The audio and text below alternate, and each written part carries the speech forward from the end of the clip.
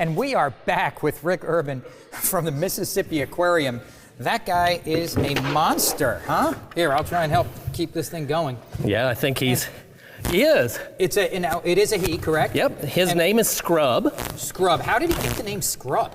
Well, he's been an ambassador animal. We'll go ahead and take that splat mat off. Okay, go ahead, yeah, because he's going everywhere there. Here, I'll keep this guy over here.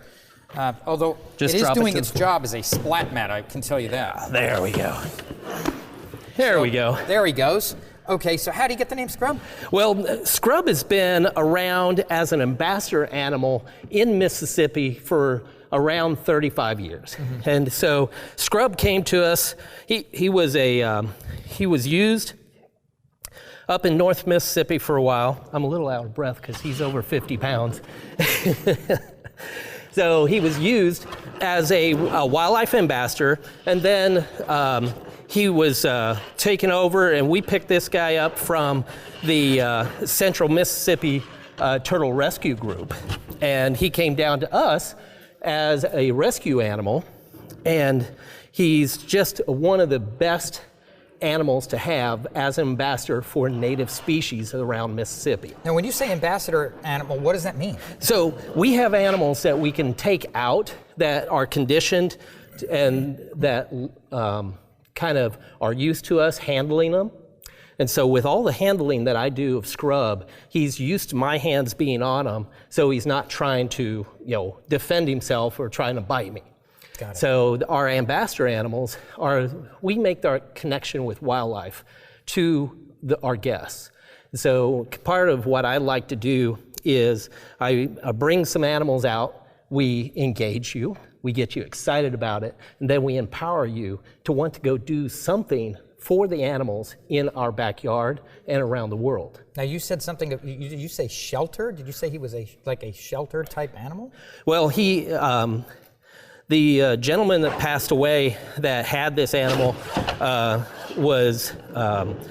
did not have a place for the animal to go after. So he was a pet? He was a pet, yeah. So he was a pet. So like a shelter, like with dogs and cats, somebody can't care for them anymore. They turn this massive 50-pound turtle into a rescue facility, yes. And then because when people, one of the things people don't understand, when you find a baby turtle out on the road or in your backyard, if you take that turtle in, you've kind of moved that turtle from its habitat, its you've environment. Essentially domesticated it to some extent. Well, if you take it back out to release it, you have to release it in the same area. So it's like taking you out of Biloxi and moving you to Jackson and dropping you somewhere in Jackson. I moved from New York to the South, I get it. Right. So you don't know a whole lot about it. Yeah, I didn't either. I learned college football real fast though. Right. We have to know what colors to wear.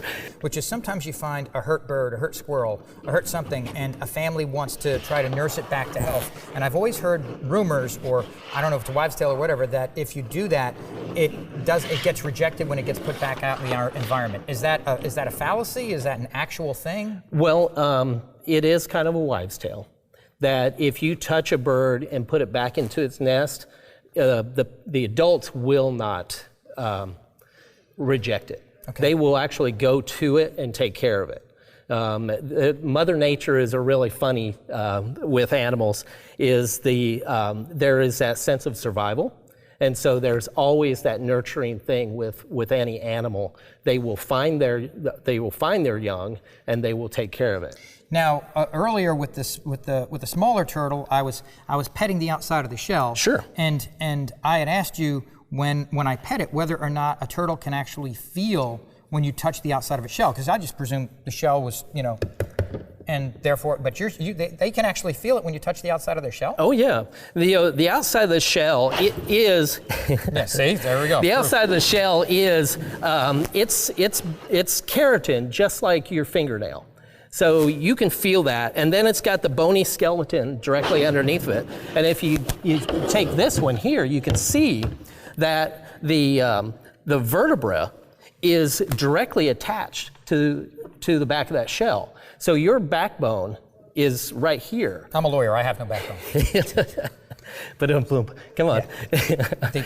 So the backbone's here, and they can feel everything. So like with eastern box turtles around here, I know people find the eastern box turtle or the Gulf Coast box turtle, and some people would think, oh well, we have to mark it to make sure this is the one we found in our yard. When you put fingernail polish, or if you bedazzle that animal, you are putting the fingernail polish right on that animal, which will kind of seep into the shell. Oh, wow. And almost poison the animal. But then also you're making it, the shell is camouflaged. And so now once you're bedazzling that turtle, it has no more camouflage. Last quick question. Is this the full size of this turtle, or will this turtle get bigger than this? Oh, he'll get much bigger. I've worked with another alligator snapping turtle, which was almost twice the size of Scrub and over 150 pounds. Wow, that's crazy. Rick, I appreciate you coming out. Yeah, thank you. Yeah, you got a fist bump on that one because the turtle's kind of done you wrong there. Yeah.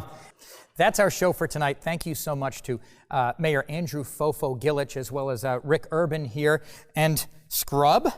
Mo Giles, take us home.